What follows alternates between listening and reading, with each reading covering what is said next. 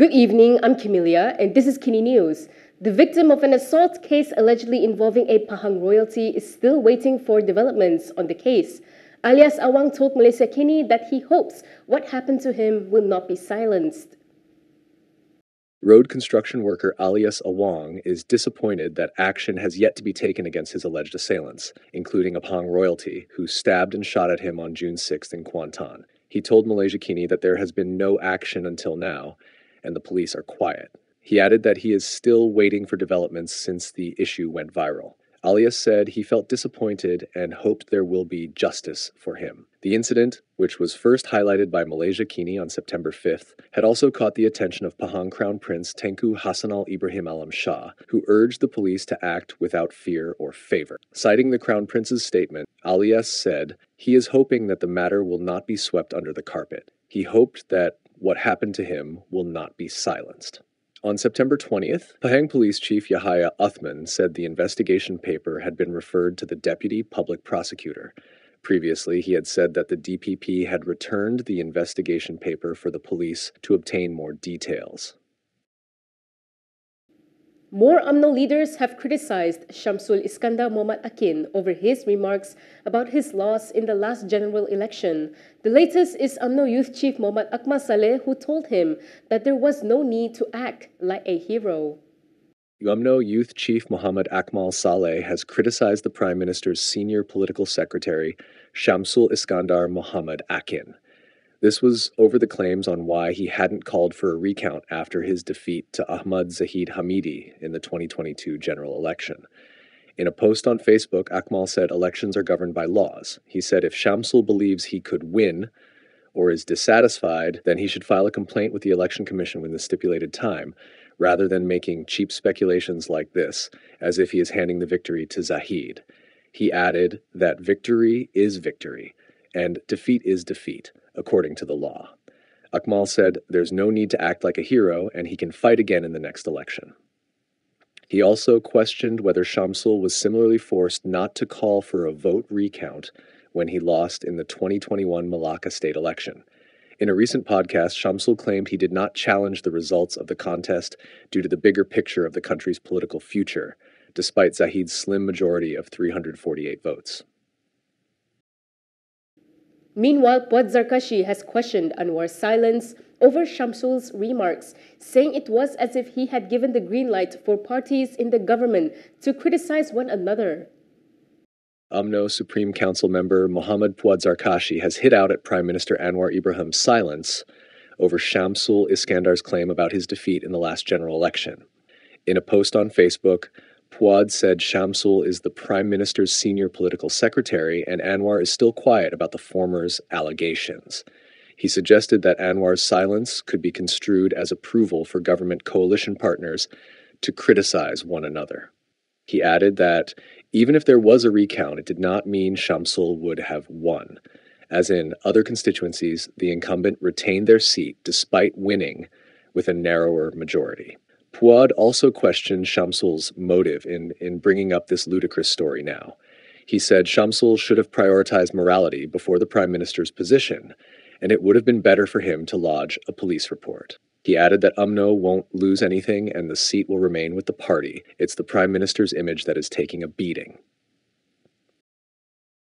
The Dewan Rakyat has passed the Constitution Amendment Bill 2024 on citizenship rights.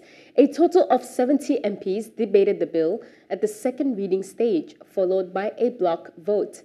The bill was also tabled for a third reading and again put to a block vote, with the same results announced by Johari. Yang bersetuju 206, tidak bersetuju 1, tidak hadir 14 dan jumlah yang mengundi 221 kerana seorang masih dalam pergantungan. Oleh demikian, rang undang-undang ini dibacakan kali yang 3 dan luluskan sekarang. The MACC has seized over 600,000 ringgit in cash in a raid on a rented house yesterday. The raid is linked to the case involving the Selangor Menteri Besar Incorporated. Stacks of cash totaling 600,000 ringgit were seized by the MACC during a raid on a rented house of the suspect in the sand mining concession case involving the Selangor Menteri Besar Incorporated yesterday. MACC Chief Commissioner Azam Baki said the house was one of the premises raided following their probe into the case. It is believed to involve a very influential politician in Selangor. According to Bernama, Azam said the other premises were raided by the MACC yesterday, and the cash, believed linked to the politician, was seized from one of the premises, a rented house in the Klang Valley.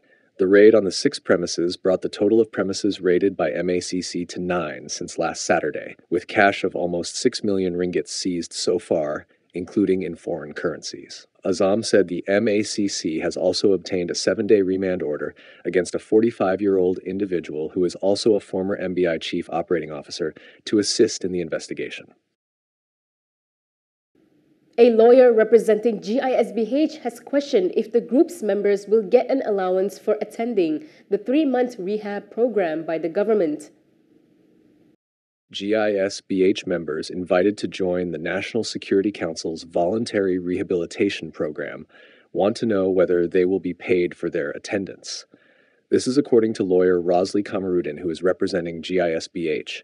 He said the members had already lost their livelihoods after their businesses were shut down and assets seized, and are thus worried about making ends meet. Free Malaysia Today quoted Rosli as asking how they will provide for their families if they join this 3-month program, whether the government will provide them with allowances, and if yes, how much. He also pointed out that the details of the program remain unclear.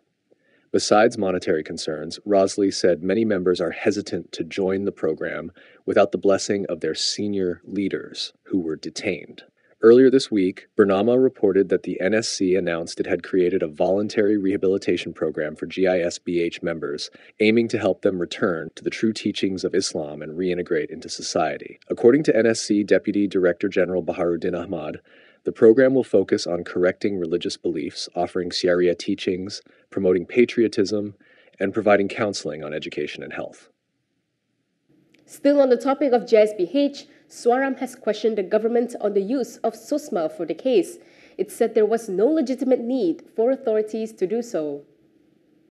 Human rights NGO Suaram said the authorities didn't have to invoke SOSMA to rearrest 58 individuals linked to Global Ikhwan Services and businesses holdings.